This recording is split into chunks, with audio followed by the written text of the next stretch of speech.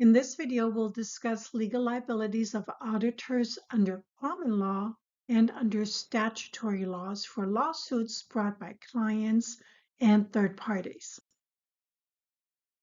There are four general stages in audit-related disputes. The first stage consists of the events that result in losses for users of the financial statements. The second stage is the investigation by the plaintiff attorneys to link the plaintiff losses with allegations of material omissions or misstatements of financial statements. As part of the third stage, the lawsuit is filed. The fourth stage is the final resolution of the dispute. Auditors can be sued by clients, investors, creditors, and the government, and can be held liable under common and statutory law.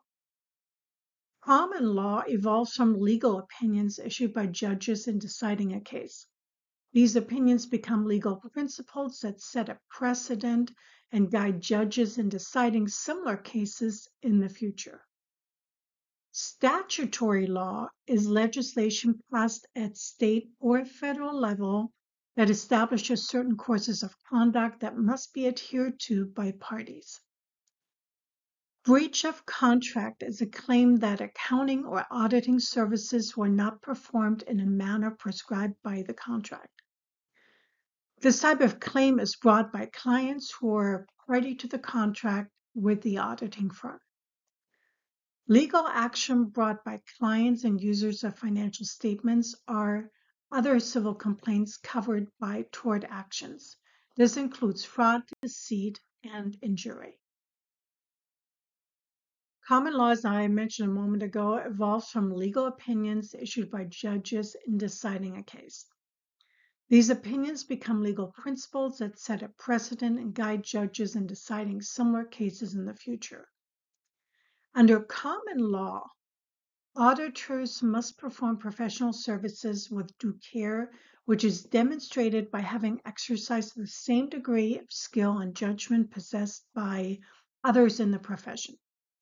Another way auditors can demonstrate that they exercise due care in the audit is when auditors follow generally accepted auditing standards. Due care also includes exercising the degree of professional skepticism expected in the audit of financial statements. Lawsuits for damages under common law usually result when someone suffers a financial loss after relying on financial statements that are later found to be materially misstated. These cases are often referred to as audit failures. Audit failures include all possible causes such as breach of contract, tort, deceit, and fraud. An accountant or auditor has a contractual obligation to the client that creates a so-called privity relationship, which was established by the 1932 Ultramarez case. A client can bring a lawsuit against an accounting or auditing firm for failing to live up to the terms of the contract, but the client or plaintiff must be able to demonstrate that they suffered economic loss, that the auditors breached the contract, that the auditors failed to exercise appropriate levels of professional care, and that the auditors' breach or failure of care caused the loss. In addition to breach of contract, auditors may be liable to clients for tort liability that ranges from simple, ordinary negligence to fraud.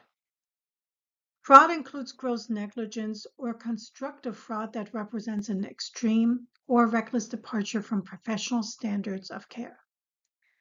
In the 1932 case, Ultramarez versus Touche, Justice Benjamin Cardoza stated that accounts must be prepared to compensate all foreseeable victims whose economic losses are approximately caused by the account's negligence statement, thereby creating the first common law legal liability standard for auditors known as the privity or near privity rule. Let's now talk about professional negligence. Professional negligence is the liability theory most often referred to as an accounting malpractice claim. The elements of a professional negligence action against an accountant are similar to those present in any other type of negligence lawsuit. 1, the accountant must have owed the plaintiff a duty to use reasonable care in delivering accounting services. 2, the plaintiff must show that the accountant failed to use that degree of skill and learning normally possessed and used by public accountants in a similar situation. 3, the plaintiff must show that he or she suffered damage as a direct result of the accountant's breach of duty. And 4, a causal connection between the asserted breach and damages, such as a business driven into bankruptcy because it went into debt in reliance on overstated financial statements.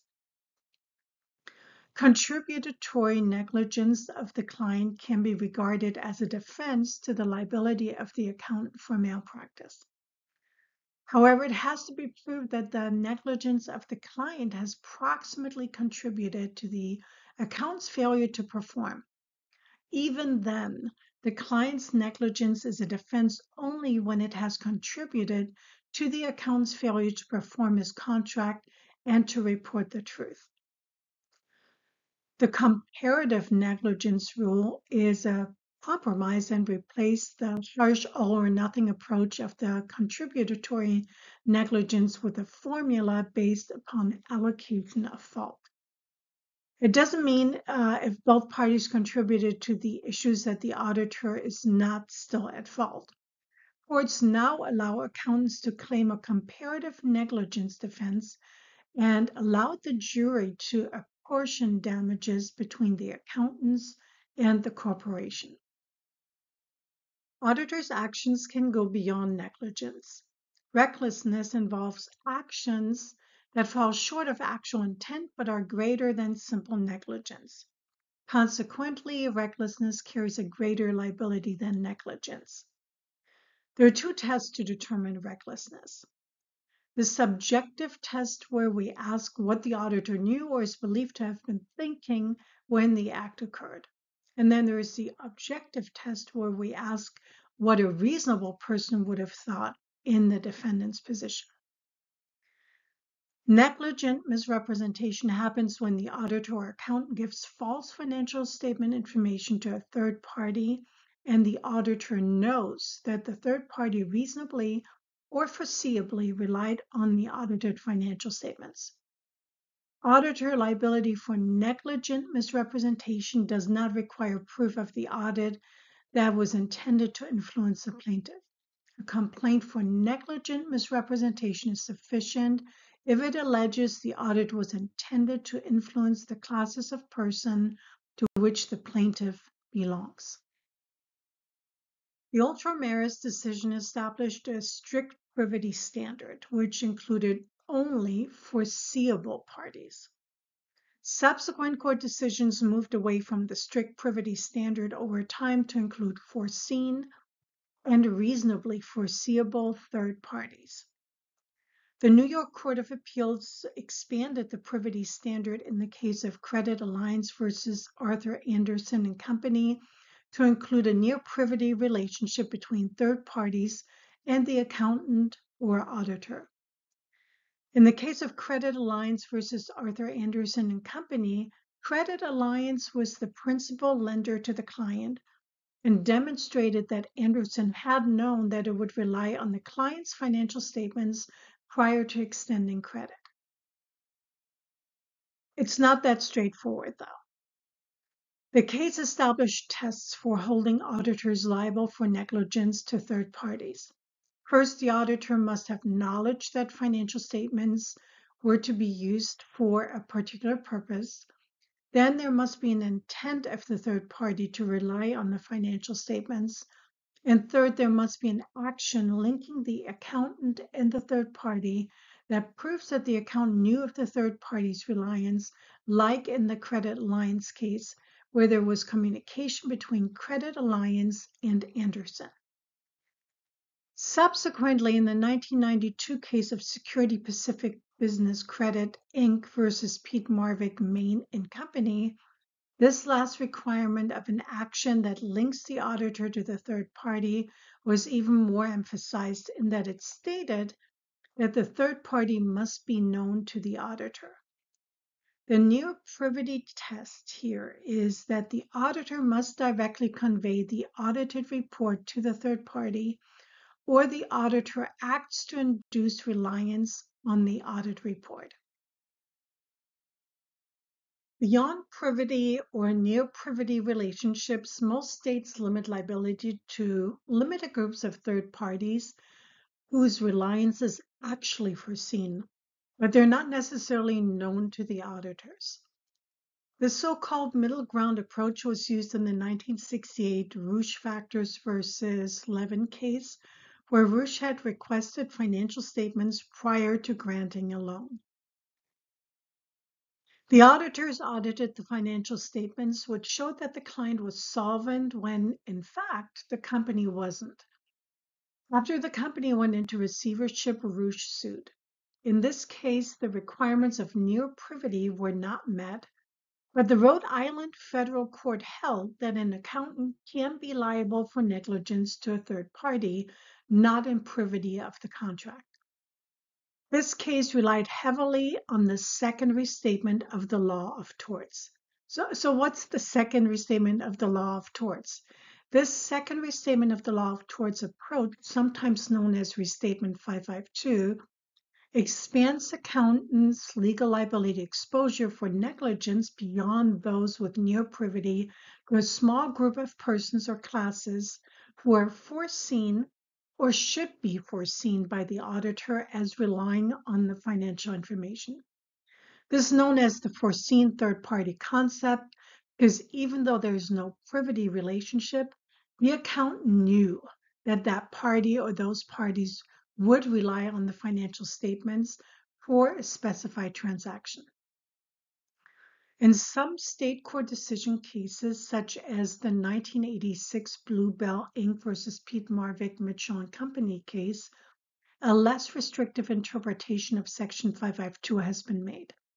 In the Bluebell case, the Texas Court of Appeals held that if an accountant preparing audited financial statements knows or should know that such statements will be relied upon, the accountant may be held liable for negligent misrepresentation. The third judicial approach to third-party liability expands the legal liability of accountants well beyond ultramarines. The reasonably foreseeable third-party approach results from a 1983 decision by the New Jersey Supreme Court in Rosenblum Inc. versus Adler. The New Jersey Supreme Court ruled that auditors should be liable to all reasonably foreseeable third parties who rely on the financial statements and stated that independent auditors have a duty of care to all persons whom the auditors should reasonably foresee as recipients of the statements from the company for proper business purposes, provided the recipients rely on those statements. Another important case that followed this approach was Citizens State Bank versus Tim Schmidt and Company. In this case, the bank sued the public accounting firm after relying on financial statements for one of its debtors that had been audited by Tim. The Wisconsin court used several reasons for extending auditors' liability beyond privity. The Wisconsin court rules that the cost of credit to lenders would be prohibitive if foreseeable third parties could not sue auditors. Since 1987, though, no state high court has adopted this foreseeability approach to accountants' legal liability, while a large number have approved or adopted one of the narrower standards. For example, in its 1992 ruling in Biley versus Arthur Young, the California Supreme Court expressly rejected the foreseeability approach in favor of the Roush factors or restatement standard. The court stated that the foreseeability rule exposes auditors to potential liability more than their proportionate share. However, in its 2003 ruling in Murphy versus BDO Seidman LLP, the California Court of Appeals ruled that Grapevine plaintiffs who alleged indirect reliance based on what others, for instance, stockholders and stockbrokers, told them about the financial statements, had legal claims for ordinary negligence against the auditors, so long as the auditor would have reasonably foreseen that stockholders or stockbrokers would tell other people of the content of the financial statements, and that the other people would rely upon the misrepresentations in purchasing the corporate stock. Common law liability for fraud is available to third parties in any jurisdiction. The third-party plaintiff must prove 1, a false representation by the accountant, 2, knowledge or belief by the accountant that the representation was false, 3, that the accountant intended to induce the third party to rely on false representation, 4, that the third party relied on the false representation, and 5, that the third party suffered damages. A common law fraud case that explains these requirements is Pacific Mutual Life Insurance versus Ernst & Young. In this case, Ernst & Young issued a report stating that the audit of Republic Bank Corporation was conducted in accordance with accepted auditing standards and that the financial statements fairly presented Republic Bank's financial position. This information was later included in documents filed with the SEC, which discussed the potential merger between Republic Bank and InterFirst Bank. Following the merger, Pacific Mutual Life Insurance purchased non-investment grade InterFirst notes, debt securities, issued by InterFirst, which were later rendered effectively worthless when First Republic Bank Corporation, the merged entity, experienced financial problems and filed for bankruptcy. Pacific Mutual sued Ernst & Young, alleging that their 1986 audit report was materially false and misleading, that Ernst & Young knew that it had not followed auditing standards, and that they breached the auditor's standards of independence. The court sided with Pacific, stating that Pacific only needed to show that Ernst & Young intended a particular class of persons to rely on its representations, and Pacific was a member of that class.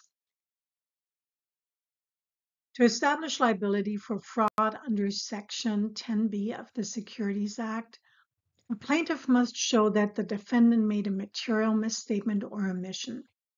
The misstatement or omission was made with an intent to deceive, manipulate, or defraud, for instance, Seinter.